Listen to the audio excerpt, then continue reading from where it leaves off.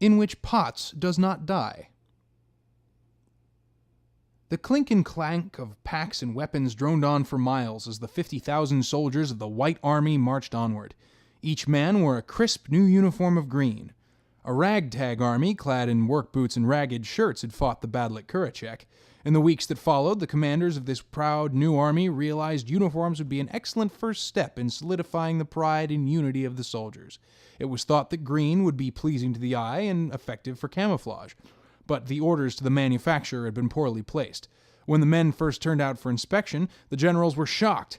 Rather than an array of soldiery solemnly clad in deep forest green, the men had mustered out looking more like a convention of garishly bright green tree frogs. There had not been sufficient time to reissue, so the army marched out to its next battle, a sea of quick-stepping leprechauns. Private Potts marched proudly anyway.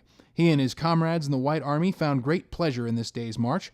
Their focus was not to the front, but to the sides. The path directly ahead did not concern them right now. Ahead was a man's back, and another man's back, with another beyond. Far beyond that, the horizon was all crimson smoke, lit with the glow of fires still smoldering from the night before. It was dull viewing to look forward, but to the sides were faces of those men you knew. This army of volunteers was bubbling with conversation. Most had trained together and battled on the banks of the Kurachek, and they won. What a thing to be surrounded by veterans, Potts thought. Surrounded by me brothers, I am. Birds were flying overhead, singing a high, wistful tune. Potts admired the day. It was beautiful, not too hot, nor the marching too strenuous. Victory seemed assured.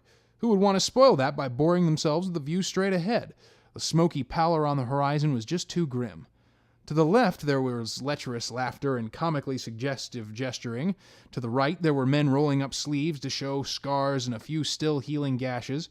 Potts was taking it all in, but his attention was mostly caught by an older man right behind him who was relating the tale of his grandfather's exploits.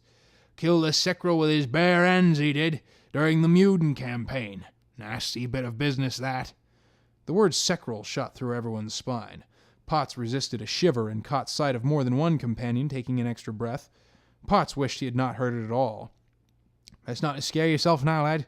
Still a sight more work needs doing, and no one's asking you to kill Secrals nohow. He did his best to send his thoughts back to the birds and the day. Besides, the storyteller was obviously lying. Only maelstroms and berserkers killed Secrals. Everyone knew that. A moment later, Potts thought he heard a strange thumping noise. Heads were turning. He had not imagined it. The whole troop heard something. It had been vague and distant, and he felt some confusion as he tried to understand the direction it came from. A sergeant to his left must have recognized the sound, because suddenly he was screaming orders. Maelstroms! Spread out! Gunners to the left! At that exact moment he heard another thump, much like the first. Still, Potts didn't quite understand the reason for the sergeant's panic. They came from behind us. How could the maelstroms be... Before the thought was even completed, a 12-foot fountain of dirt and vegetation erupted to his right. The sounds of explosions ripped through the air. Plasmic shells shattered the ground as hostile rounds came in quick succession. Potts stopped wondering why there was so much panic. Simple grunt though he was, obviously something was incredibly wrong. I don't think there's ever supposed to be behind us.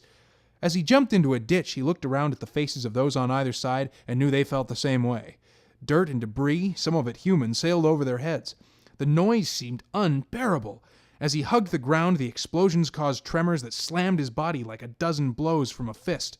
The sergeant was trying to give orders, organize some kind of resistance, but in a firestorm like this, Potts knew only one thing for certain.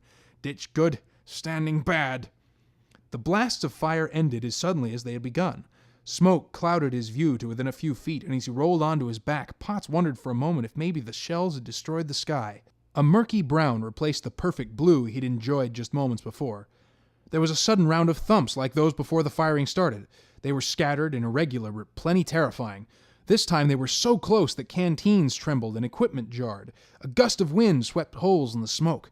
There's the sky. Potts looked to his left towards the origin of all the thumping and blasting.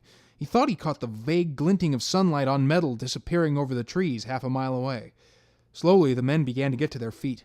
Through the ringing in his ears, Potts could tell orders to reform the column were being shouted down the line. As Potts' regiment collected themselves, they realized just how few men had been hit. The firepower hadn't really been directed their way at all. A quarter-mile down the road, plumes of smoke were rising from a whole squad of mechs and trucks, which were now scrap metal. Even once the column was on its feet, it might be quite a while before they could move out. The road would have to be cleared. The sergeant was dusting himself off and reaching down to help a wounded comrade to his feet. Potts caught his eye and shouted, "Ain't they supposed to be in front of us?" The sergeant's only reply was to spit a thick wad of brown mucus onto the ground. He didn't look amused, and Potts thought it best not to push his luck.